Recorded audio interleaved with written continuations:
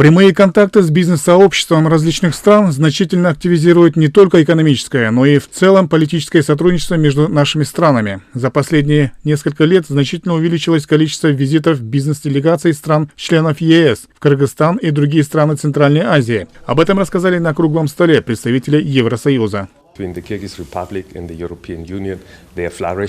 За последние годы наблюдается большой рост товарооборота между странами ЕС и Кыргызстаном. Программа ВСП+ является прекрасной программой для Кыргызстана, так как большинство экспортеров освобождаются от налогов и имеют свободный вход на европейский рынок, который является одним из крупнейших рынков по всему миру. У нас действует процесс мониторинга, и мы можем обсуждать все эти вопросы. За последние годы товарооборот сократился, но мы наблюдаем постепенно нарастающую тенденцию к его использованию. Многие предприниматели страны могут использовать эти преференции, так как это прекрасная возможность для них.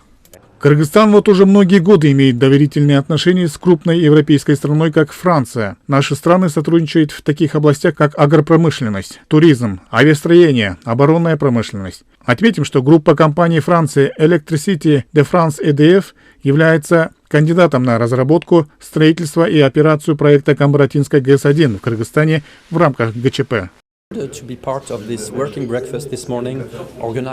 Я искренне счастлив принимать участие в сегодняшнем деловом завтраке, организованном Торговой палатой Кыргызстана. За последние 2 года увеличился интерес французских компаний к Кыргызстану, особенно по 3 направлениям, а именно энергетика, авиация и горный туризм.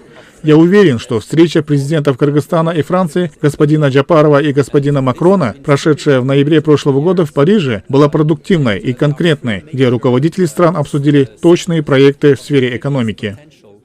Торгово-промышленная палата является самой крупной негосударственной и некоммерческой организацией, которая объединяет бизнес-сообщество, оказывает поддержку и содействие предпринимателям. Новый формат мероприятия, которое организовала ТПП, включал открытый диалог и обмен мнениями между экспертами. Надо продвигать бизнес. У бизнеса есть очень много предложений, есть очень много проблем, которые мы должны совместно решать. Вот в этом отношении мы провели вот такой вот деловой завтрак. Это первое, и мы договорились, что такие будем завтра, встречи мы будем продолжать.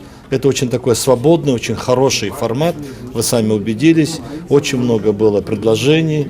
Глава торгово-промышленной палаты отметил, что подобные встречи в неформальной обстановке будут регулярными и с участием всех заинтересованных лиц. В свою очередь, участники мероприятия выразили готовность сотрудничать, рассматривая торгово-промышленную палату как благоприятную площадку для экономического сотрудничества. Эрмик Куренкеев, Асхар Маратов, ЛТР Бишкек.